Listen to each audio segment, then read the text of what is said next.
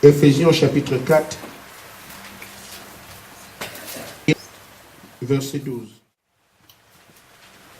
Il a donné les uns comme apôtres, les autres comme prophètes, les autres comme évangélistes, les autres comme pasteurs et docteurs, pour le perfectionnement des saints, en vue de l'œuvre du ministère et de l'édification du corps de Christ. Amen.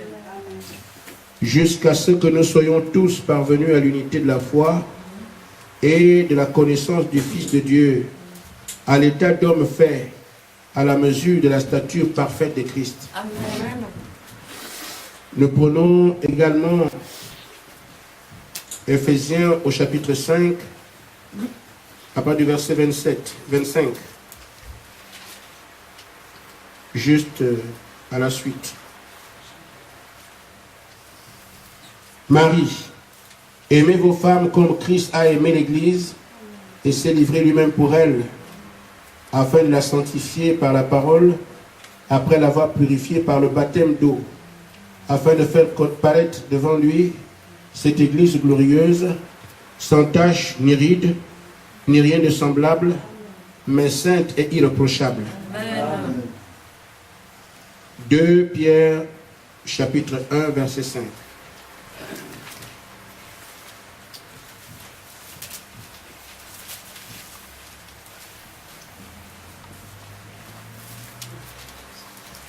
Deuxième épître de Pierre, au chapitre 1er, et nous commençons la lecture au verset 5. Ce sera la base de mon sujet cet après-midi. À cause de cela même, faites tous vos efforts pour joindre à votre foi la vertu, à la vertu la science, à la science la tempérance, à la tempérance la patience, à la patience la piété, à la piété l'amour fraternel, à l'amour fraternel l'amour ou la charité. Car si ces choses sont en vous, et ils sont avec abondance, elles ne vous laisseront point oisifs, ni stériles, pour la connaissance de notre Seigneur Jésus-Christ. Mais celui en qui ces choses ne sont point est aveugle, et il ne voit pas de loin, il a mis en oubli la purification de ses anciens péchés. C'est pourquoi, frères, appliquez-vous d'autant plus à affermir votre vocation, la vocation de votre élection, car en faisant cela, vous ne broncherez jamais. Amen. C'est ainsi en effet que l'entrée dans le royaume éternel de notre Seigneur et Sauveur Jésus-Christ vous sera pleinement accordée. Amen. Bien-aimé Seigneur, enlève-moi du chemin. Amen. Prends ta place de Dieu pour enseigner tes fils. Amen. Au nom de Jésus-Christ. Amen. Amen.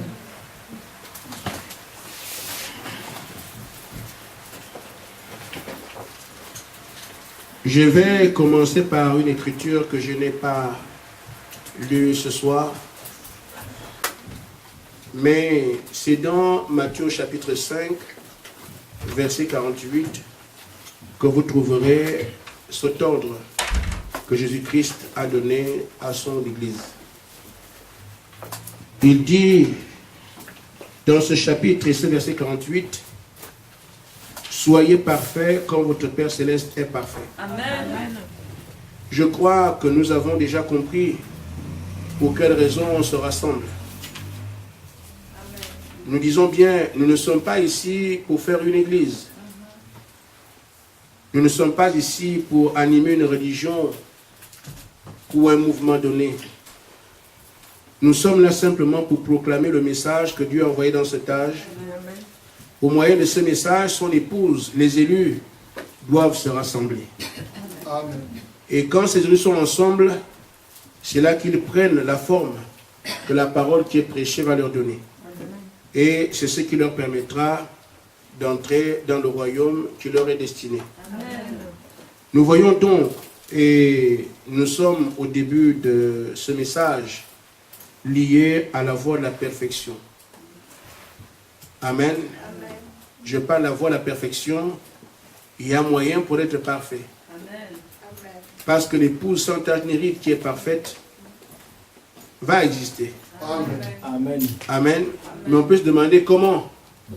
Mais la parole nous dit comment cela va arriver. Amen. Alors voyez-vous, Dieu est Dieu. Mais il a ses plans que nous ne connaissons pas. Amen. Mais il ne se trompe pas. Amen. Alors, qu'est-ce qu'il dit dans Ephésiens 4? Il nous dit qu'il a donné les uns comme apôtres, comme prophètes, comme docteurs.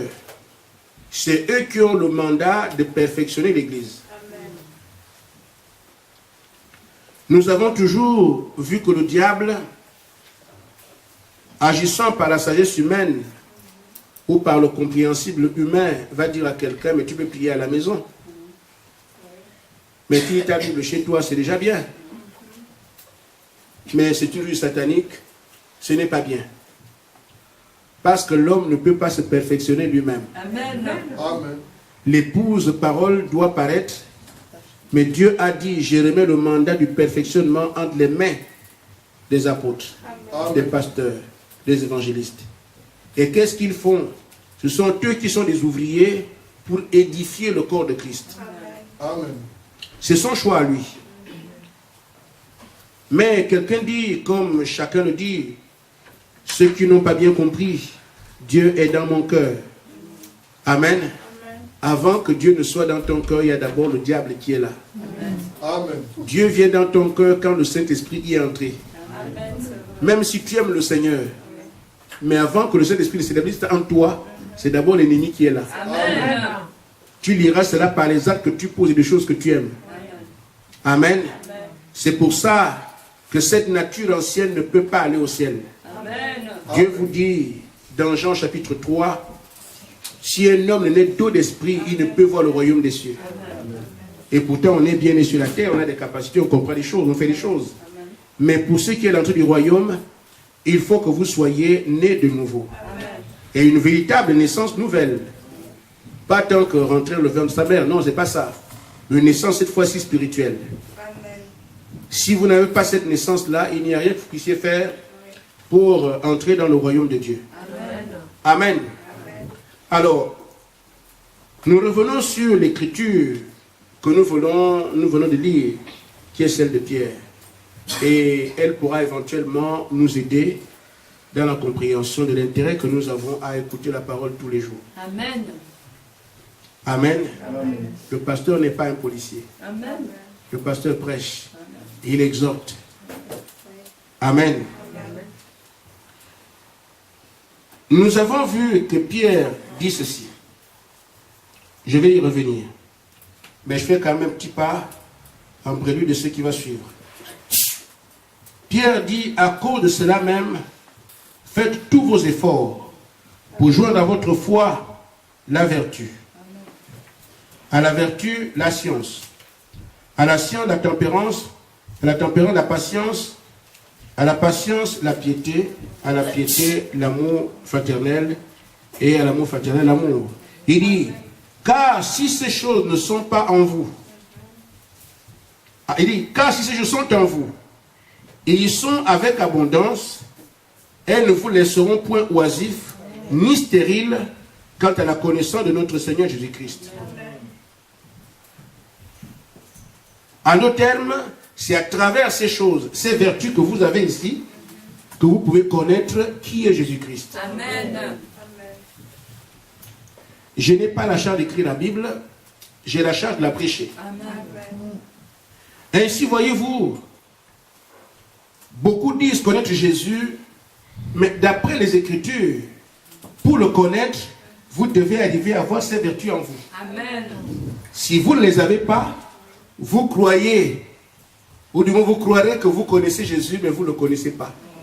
Vous avez déjà entendu parler de lui. Vous savez, connaître. Amen. Je prends simplement le préfixe.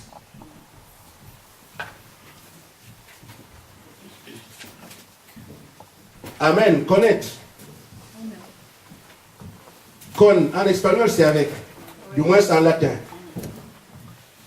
Connaître, c'est naître avec. Amen. Donc, quelqu'un qui dit connaître Christ, il doit être né de lui, né avec lui, né par son esprit. C'est pour ça que si vous n'avez pas ça, vous ne le connaissez pas. Amen. Or, ces vertus ici sont les vertus de l'esprit. Quand vous avez placé ces vertus en vous, c'est là que vous connaîtrez Jésus-Christ. Avec vous êtes né avec lui. Amen. Nous en parlons parce que nous sommes dans un âge où tout est clair.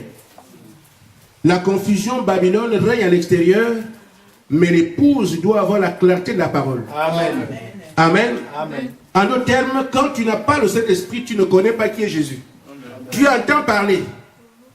Tu lis la parole, et la parole, j'ai la Bible. Amen. Mais avant que vous n'ayez tout ça, vous ne le connaissez pas. À moins que la parole ait menti. Mais comme la parole dit la vérité, nous sommes en mesure aujourd'hui de dire, je ne connais pas qui est Jésus. Mais il y a un moyen de le connaître. Nous prendrons le temps qu'il faut pour arriver à insérer tout cela jusqu'à ce que nous puissions comprendre de quoi il est question. Il continue à dire, mais celui en qui ces choses ne sont point est aveugle. Amen. Est-ce que c'est clair? Ce ne sont pas des injures, c'est un qualificatif. Et ça montre ce que vous êtes. Ce ne sont pas des injures. Celui qui n'a pas ses vertus est aveugle. Amen. Il ne voit pas de loin. Il a mis en oubli la purification de ses anciens péchés. Amen. Les péchés de ceux qui ne sont pas purifiés. Amen. Amen. C'est pourquoi, frère, appliquez-vous d'autant plus à affermir votre vocation et votre élection. Affermir votre vocation et votre élection. Amen. Et rendre cela ferme. On ne plonge pas. Amen. Dieu m'a appelé, je reste là. Amen. Tout ce qu'on fait à l'église, je suis là. À chaque réunion, je suis là. C'est dur, je suis là. Ça va bien, je suis là. Même si je pleure, Amen. Je pleure un peu et je serre les dents, je suis là. Je dois affermir ma vocation parce que je sais que c'est la parole qui me perfectionne. Amen. Amen. C'est ainsi en effet que l'entrée dans le royaume éternel de notre Seigneur et Sauveur Jésus-Christ vous sera pleinement accordée. Je dis, je ne suis pas responsable d'écrire la Bible, mais c'est poussé par l'Esprit que ceux qui l'ont fait ont fait cela. Amen. Et je pense que c'est par le même Esprit que nous prêchons pour rendre ça clair. Ainsi donc, frères, nous devons arriver à voir ces vertus dans notre vie. C'est à ce moment-là que nous pouvons connaître qui est Christ. C'est à ce moment-là que nous affermissons notre élection. C'est à ce moment-là que nous avons l'assurance d'entrer dans le royaume du Seigneur Jésus-Christ. Pourquoi? Ceux qui ont accès à ce royaume, c'est son épouse. Et il dit, l'épouse doit paraître sans tache ni ride, ni rien de semblable. Amen. Comme on l'a vu samedi dernier, ça semble dur, mais en réalité ça ne l'est pas. Tout dépend de qui écoute la parole. Amen. Et qui est conscient de ce pourquoi il est là. Amen. Amen. Frère, nous ne sommes pas là pour sauver des âmes. Vous comprenez ça? Amen. Le salut a déjà été acquis depuis longtemps. Amen. Amen. C'est seulement un flash d'information. Toi qui as été sauvé, on te dit maintenant de partir. Amen. Le Seigneur est mort pour toi, mais il est parti, il dit qu'il reviendrait. Maintenant c'est le temps, allez, prépare-toi, vas-y. Amen. Le salut, ce n'est pas ce qu'on prêche aujourd'hui. C'est seulement le retour. Amen. Donc, le salut a été acquis depuis longtemps. Nous réveillons seulement ceux qui sont déjà sauvés pour qu'ils prennent leur place dans le corps. Amen. Amen. Maintenant, cette perfection, comme je l'ai dit, nous ne l'avons pas, il n'y a aucun moyen pour nous. Mais si la perfection habite en vous, l'esprit avec ses vertus vient en vous, alors il rendra la vie à vos corps mortels. Amen. Amen. Amen. Nous arriverons un jour à parler de cet esprit, mais pour aujourd'hui, je voudrais que nous parlions de ces choses, afin que nous puissions connaître, nous savoir en fait où nous en sommes. L'orgueil nous a souvent pris. à peine baptisé dans l'église. Je suis chrétien. Pierre dit que si vous ne connaissez pas ça, vous êtes aveugle. Amen. Il y a encore un travail à faire. Amen. Je crois que nous le ferons ensemble. Amen. Amen. Prenons donc Romains au chapitre 8. C'est là où je pose les jalons pour que vous compreniez plus tard, quand nous allons avancer dans ces différentes vertus. Dans Romains au chapitre 8, verset 11, l'apôtre Paul dit: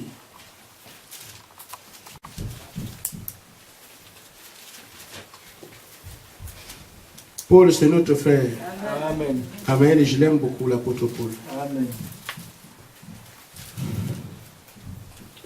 Au verset 11, il dit: si l'esprit de celui qui a ressuscité Jésus-Christ d'entre les morts habite en vous, celui qui a ressuscité Jésus-Christ d'entre les morts rendra aussi la vie à vos corps mortels par son esprit qui habite en vous. Amen. Si l'esprit parfait habite en vous, il vous confère la perfection. Amen. Alors, il y a un moyen d'être parfait. C'est pour ça que Jésus disait: soyez parfaits, comme votre Père Céleste est parfait. Notre Père est parfait, c'est l'Esprit. L'Esprit parfait.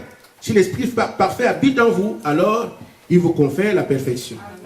Maintenant, il arrive, aujourd'hui, nous constations qu'on puisse penser qu'on a le Saint-Esprit sans les vertus. Il y a un problème. Amen. Nous en avons parlé ce matin. Vous ne pouvez pas avoir le Saint-Esprit sans voir les fruits de cet esprit à travers vous. Amen. Nous sommes dans un art de séduction. Le diable vous dira: vous avez le Saint-Esprit, vous avez le Saint-Esprit, mais vous n'avez rien de tout ça. Vous êtes dupés. Mais le message a été envoyé pour que nos yeux s'ouvrent. Comme moi j'ai le Saint-Esprit, je n'ai aucune vertu, alors il y a un problème. Or, quand le Saint-Esprit arrive, il amène toutes ses vertus. Et vous vous rendez bien compte que ce n'est plus moi qui vis, c'est Christ qui vit en moi. Ceux qui l'ont dit avant l'ont dit à raison. Nous le dirons dans la même circonstance. Amen. Maintenant, puisque le Saint-Esprit doit habiter en vous, mais qui fait en sorte qu'il habite en vous? Nous avons entendu que la parole des prédicateurs est donnée pour édifier le corps de Christ. En d'autres termes, sont ceux qui le construisent. Nous sommes dans chacune des pierres que ces gens prennent pour l'édification de ce corps de Christ. Amen. Écoutez ceux qui vous conduisent. Amen. Vous ne croyez pas en votre pasteur, vous vous disqualifiez vous-même. Amen. Parce que vous n'aurez jamais un mandat unique à vous. Amen. D'après Dieu, les 5 ministères construisent le corps de Christ. Amen. Écoutez votre pasteur. Vous doutez de lui, vous serez un caillou qui reste au rebut. Personne qui parlera de vous. À vous crier: Seigneur, viens à mon secours, il a déjà placé son instrument. Amen. Et c'est là que beaucoup manquent de voir Dieu. Parce qu'ils vont vers lui avec leurs propres pensées. Amen. Seigneur, je veux ta volonté. La volonté de quelqu'un, c'est sa parole. Amen. Amen. Ce n'est pas autre chose. Quand un homme meurt, il vous donne ses dernières volontés. Mais il fait ça comment? Il saute? Non. Il vous dit: la parcelle qui est là-bas, donnée ça à tel. J'ai laissé 1000 € dans le compte, c'est pour le secours populaire. Alors on dit: on va appliquer ses dernières volontés. Ce sont ses paroles. Amen. Amen. Amen. La volonté de Dieu, c'est sa parole. Si Dieu a dit, ce sont les 5 ministères qui construisent l'épouse, qui construisent le corps de Christ, ce sera comme ça. Amen. Tu n'acceptes pas ça, n'attends pas autre chose.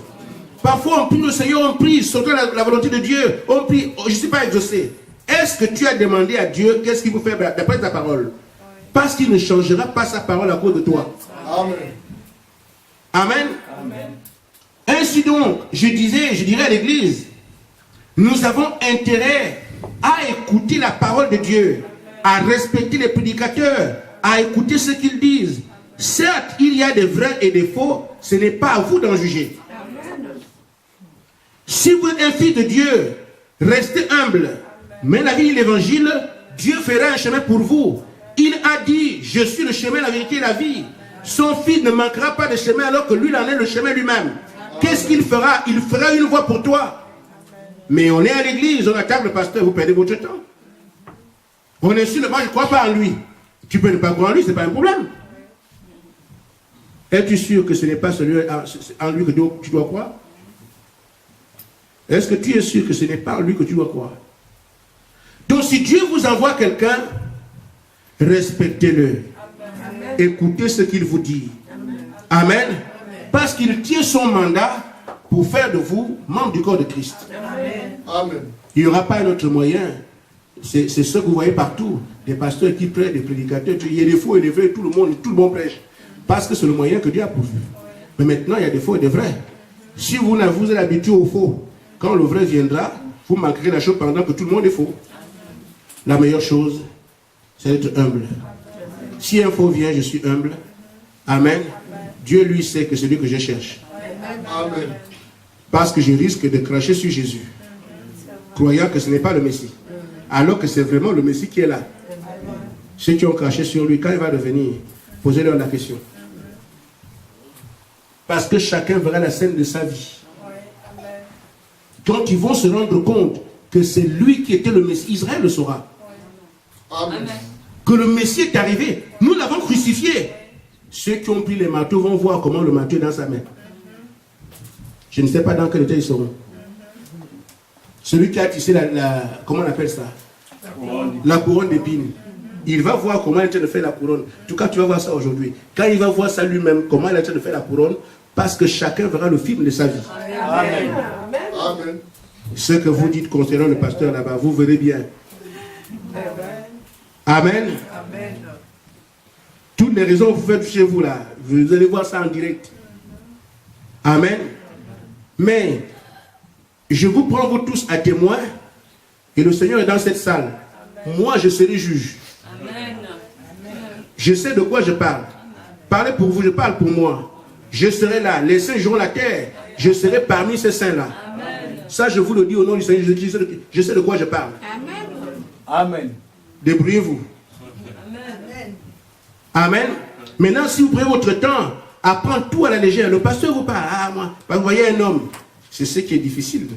Mais vous ne trouverez pas un autre moyen pour que Dieu vous parle. Amen. Amen. Amen. Vous êtes mal tombé, la figure là est tellement vilaine qu'on peut fuir, mais seulement c'est ça. Amen. Nous devons donc être sujets à une construction. Amen. Une construction qui fait de nous un tabernacle dans lequel Dieu peut venir habiter. Amen. Amen. Amen. Alors aujourd'hui, nous avons un message. Et Frère Branham sait comment on construit cette maison-là, dans laquelle Dieu peut habiter pour apporter toutes ses vertus. Amen. Paul a dit dans 1 Corinthiens 6, il dit notre corps, le temple du Saint-Esprit. Le corps que nous avons ici n'est pas fait pour la souillure. Beaucoup prennent ce corps pour dormir, pour faire des choses sales et tout ça. Or, le corps vous a été donné pour que vous l'apprêtiez à ce que Dieu y habite. Amen. Amen. La première chose qu'on a fait du corps, c'est tirer les plaisirs de la vie. C'était un temps.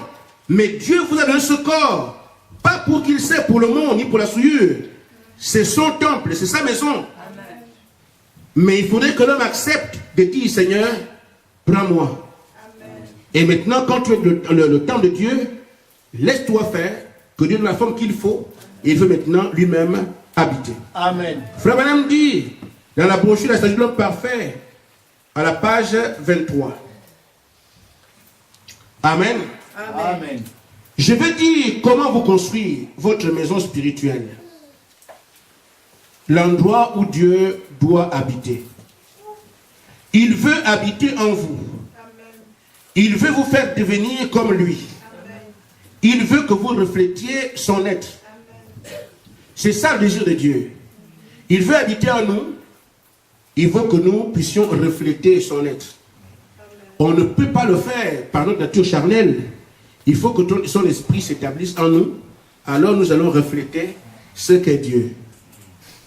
Et nous allons ainsi refléter toutes ces vertus que nous avons ici. Amen. Amen. Maintenant, Frère Branham dit, il nous montre comment construire ce temple spirituel qui est un temple de Dieu. Mais il n'invente rien. Il nous dit, Pierre avait déjà parlé de ça. Lui aussi vient sur ce que Pierre a dit. Amen. Alors Pierre a dit, faites tous vos efforts La première pierre à poser dans la construction de l'homme intérieur, de l'homme spirituel, c'est la foi. Amen. Amen. Amen. Donc, nous avons ici ce temple qui est construit comme un type de pyramide. Et la base,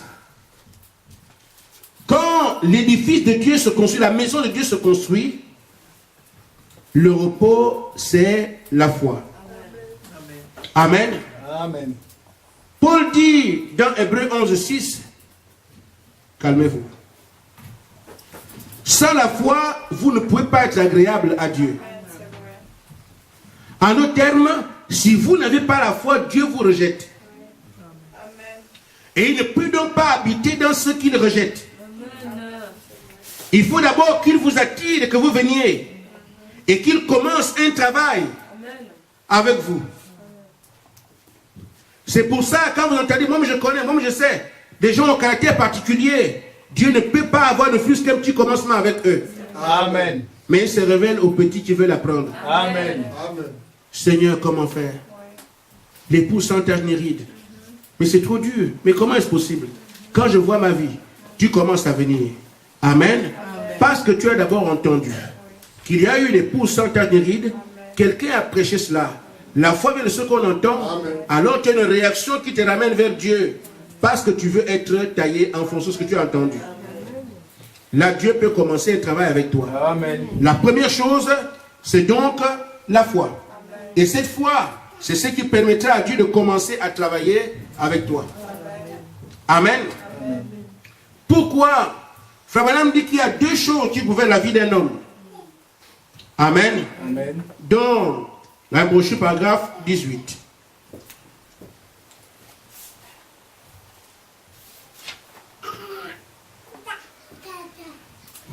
Il dit, il y a deux choses qui contrôlent l'être humain. C'est le doute ou la foi. L'un ou l'autre. Vous êtes possédé par celui qui domine votre vie. Amen. Si c'est la foi qui domine votre vie, on verra vos œuvres. Mais comme nous sommes là, on comprend. Amen. Ça déjà, ça va. Vous savez, c'est très bien. Parce que Dieu nous dit la vérité. Amen. Et nous vivons cette vérité, cette réalité-là. La ruse de Satan aujourd'hui, c'est de dire aux gens, vous avez le Saint-Esprit, alors qu'ils ne l'ont pas. Or, Dieu lui nous montre que vous ne l'avez pas. Et il vous dit aussi comment faire pour l'avoir. Mais le diable aujourd'hui a atteint la dénomination, atteint le monde. Pourquoi? Il leur dit, tu as le Saint-Esprit, tu es sauvé. Jésus a aimé tout le monde, il est mort pour tout le monde. Mais ils vont se rendre compte après qu'ils n'en avaient jamais eu. Et celui qui les a induits en erreur, les accueille, mes enfants, venez ici. Amen. Or, Dieu, qu'est-ce qu'il fait? Il te dit clairement que tu n'as pas le Saint-Esprit. Et quand cela est dit, tu comprends très bien qu'effectivement, ouais, on dirait oui. Amen. Mais une fois qu'il te le dit, ce ne sont pas des insultes, des injures. Il te dit aussi comment faire pour l'avoir. Et alors, si tu suis le chemin, tu arrives au Saint-Esprit. À un moment donné, tu pourras dire, je n'ai ni or ni argent, mais ce que j'ai. Avoir le Saint-Esprit, ça se sait.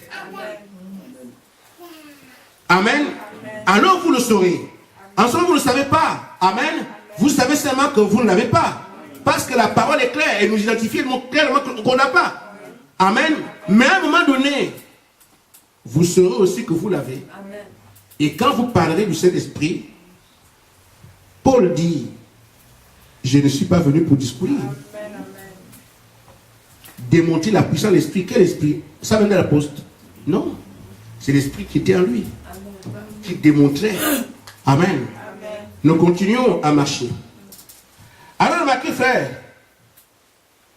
nous savons qu'au commencement, quand Dieu a commencé à traiter avec Adam, Adam n'avait pas besoin de croire. Adam vivait dans la parole. Il était lui-même la parole. Amen. Amen. Amen. Et là, il était à mesure de faire tout en tant que Dieu amateur. Mais ce qui lui a été proposé, c'est le doute. C'est là qu'il s'est rendu compte qu'il était croyant. Amen. Parce que tout ce que Dieu lui a dit, tu feras ça, tu domineras. Il a exécuté cela de manière naturelle. Il ne savait pas qu'il était un croyant. Amen. Or, il agissait en faisant tout ce que Dieu lui a dit, sans réaliser en fait que c'était la foi.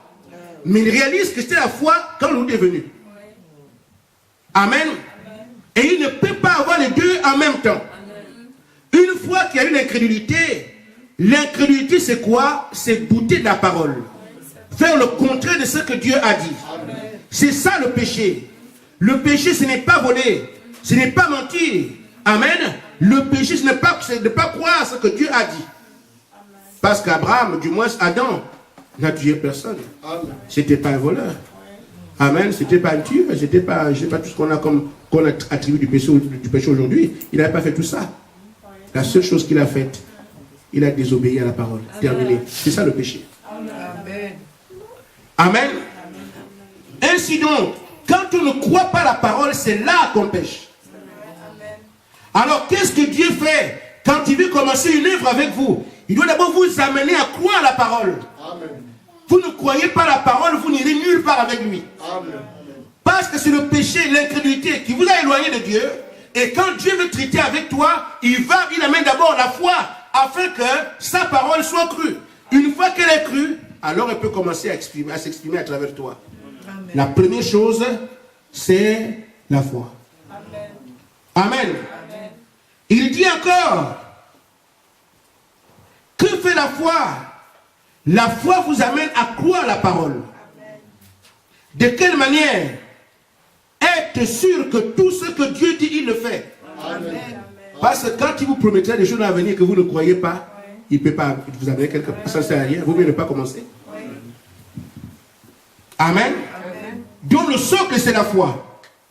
Une foi ferme. Amen. Qui, quand Dieu dit quelque chose, vous n'avez aucun moyen de dire le contraire. Vous croyez fermement que si Dieu a dit, il le fera. Pas la foi intellectuelle, je crois, non. Amen. C'est cette foi qui peut me permettre de dire à la chair ici que même si une bombe atomique éclate ici, je ne meurs pas. Amen. Mais qu'est-ce qu'il raconte? Amen. Nous sommes des hommes ordinaires, sujets à la mort.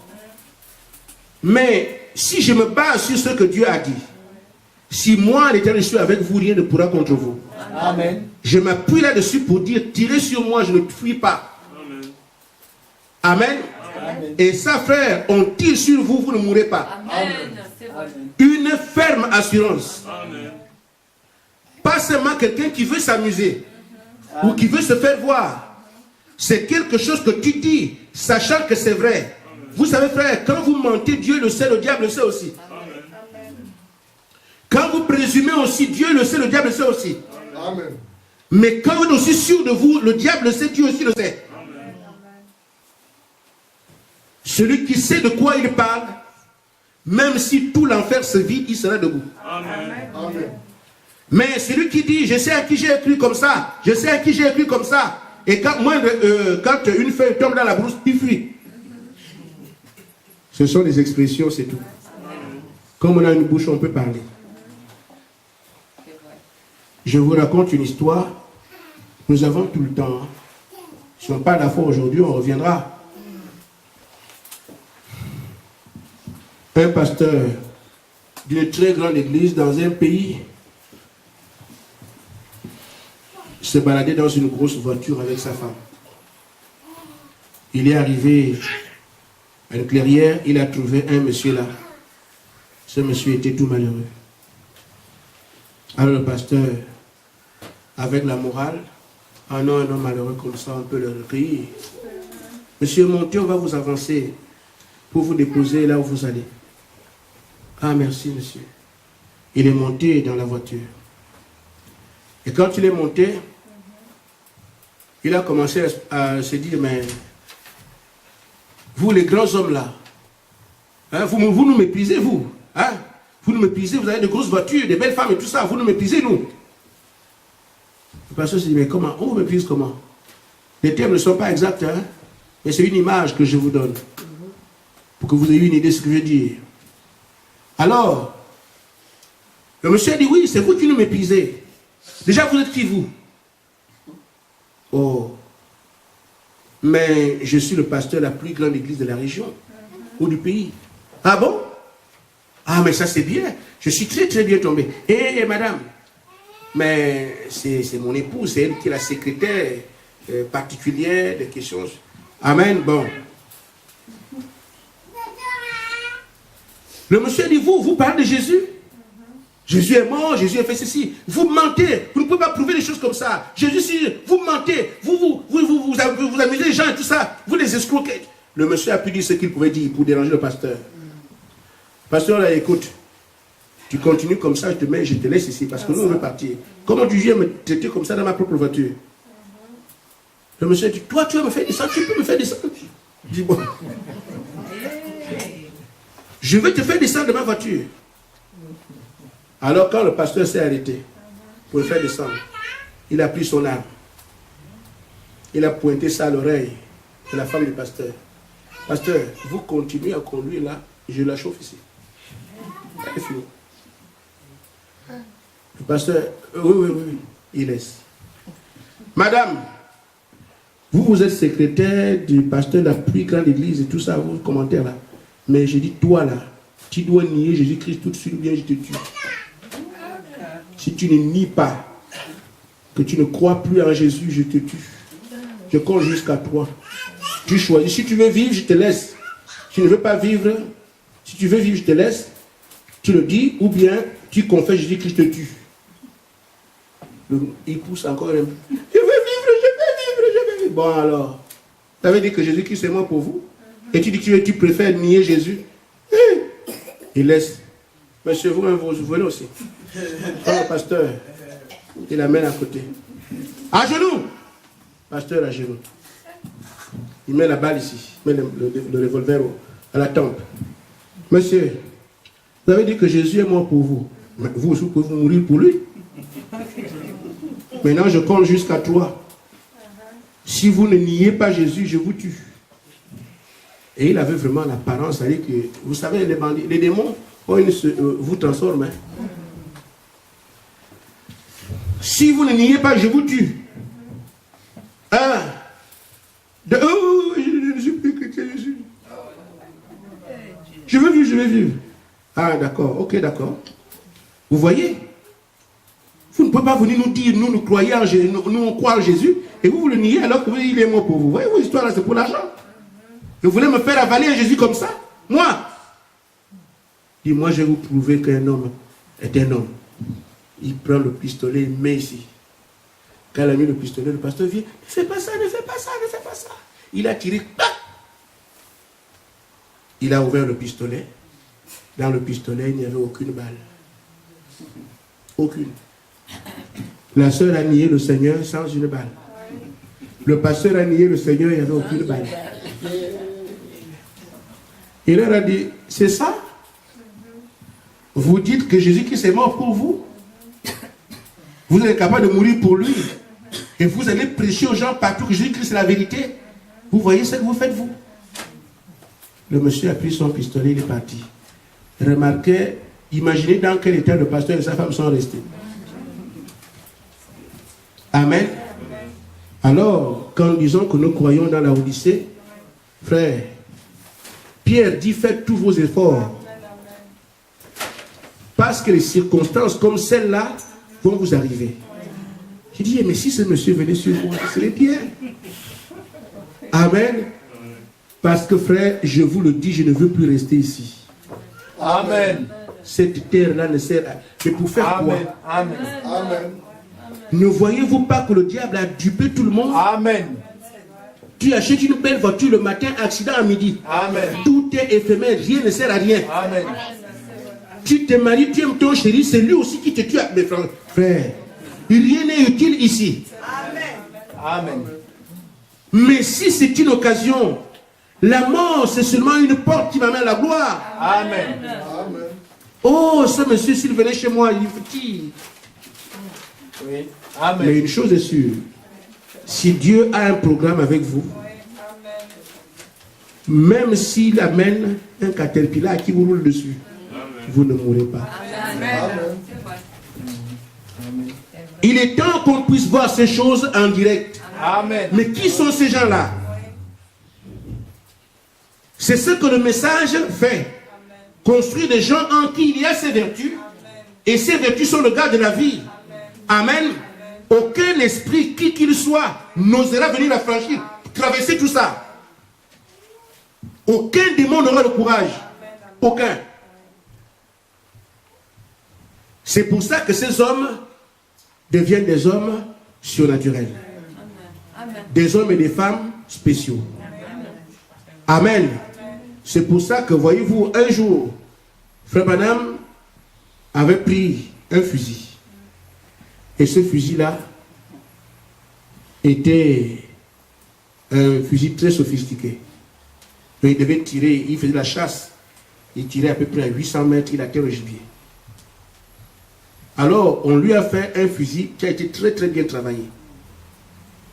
Et ça a dégagé des tonnes de puissance. Mais, Frère Branham, vous voyez, quand on tire, on se met comme ça. Il met les yeux à la lunette et il tire.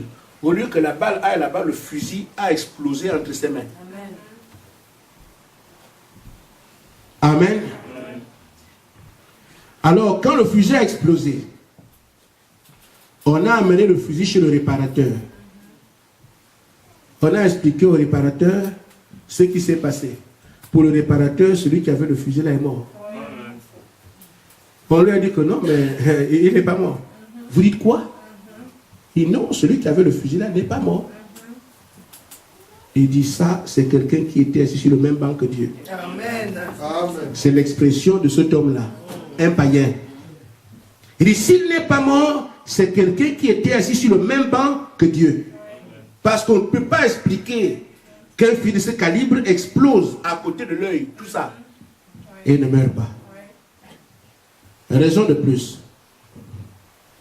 Quand il y a eu une explosion, les balles, les restes, les résidus sont entrés dans l'œil du prophète. On l'a amené à l'hôpital pour examiner parce qu'un bruit comme ça rend sourd. L'oreille entend bien. On l'a mis à l'hôpital pour voir, mais est-ce que l'œil a été endommagé, tout ça? L'œil voit bien. Mais quand on regarde autour de la pupille, voyez les résidus de l'explosion. Je vous montre ça pour que vous compreniez pourquoi je grossis. Amen. Voici ici, je crois que c'est ce que vous appelez la rétine, c'est ça, non? Bon, pour ceux qui connaissent, débrouillez-vous. Maintenant, ici vous avez, ça c'est la pupille, voilà. Maintenant, vous avez l'œil qui est là. Et quand les résidus des balles sont entrés dans son œil, ils se sont posés comme ça. Qui les a placés, je ne sais pas. Mais l'œil n'a pas été atteint. La pupille exacte, elle voit clair. Mais qui a réalisé cette œuvre microscopique qui fait que explosion ici, mais les résidus se mettent autour ici, mais ne touchent pas ici là où on voit. Il faut un grand architecte. Amen. Amen. C'est pour ça que je grossis. Amen. Amen. Amen. Donc, c'est la paix. Le diable m'entend depuis des années. Je vous ai dit, il n'y a pas suffisamment de démons en enfer pour me renverser moi. Il n'y en a pas assez. Amen. Et même si on doit les ajouter, c'est moi qui les crée. Vous comprenez? Amen. Amen. Mais le petit d'un lion, ce n'est pas un lionceau. Amen. Mais pourquoi vous hésitez? Ce n'est pas de l'orgueil, ce sont des choses vraies. Amen. Amen. Amen. Il n'y a rien qui surprend Dieu sur la terre. Amen. Avant qu'il y ait un événement, il a vu. Amen. S'il avait vu que je serais mort, il ne m'aurait pas la commission d'amener l'église au Saint-Esprit. Amen. Amen. Il ne peut pas me dire, tu amènes l'église au Saint-Esprit et je meurs avant. Non, c'est ça mon assurance. Amen. Même si 380 tombent sur moi, je vais le tourner par la main. Amen. Je jette ça là-bas. Amen. Parce que ce n'est pas le temps pour moi de partir. Amen. Cela est valable pour chacun de vous. Amen. que tant que Dieu vous a dit, vous serez cette église, vous aurez ceci, vous aurez cela, frère, même si la mer rouge se met là, Moïse va passer. Amen. Donc nous devons avoir cette foi qui nous permet de renverser les ennemis, qui nous permet de croire que tout ce que Dieu dit, il le fait. Si nous ne croyons pas sa parole, il n'y a rien que Dieu puisse faire pour nous par la suite. Amen. Ainsi donc, la construction de l'homme intérieur, de l'homme spirituel, passe par ce fondement qu'est la foi. Sans la foi, tu ne peux pas être agréable à Dieu. Et dans ce cas, il ne peut même pas traiter avec toi. Maintenant, si tu fais de sa parole son absolu, et c'est ça que demande à l'église à Bar-le-Duc ici, faites de la parole de Dieu votre absolu. N'ayez absolument de rien du tout. Amen. Une fois que vous croyez, frère, les vents viendront de l'Est, viendront de l'Ouest. Mais si vous, votre socle, c'est la parole, frère, il n'y aura rien. Amen. Amen. C'est comme ça alors que vous commencerez à vous attirer les faveurs de Dieu pour des suites que vous ne pouvez soupçonner. Amen. Que Dieu vous bénisse. Amen.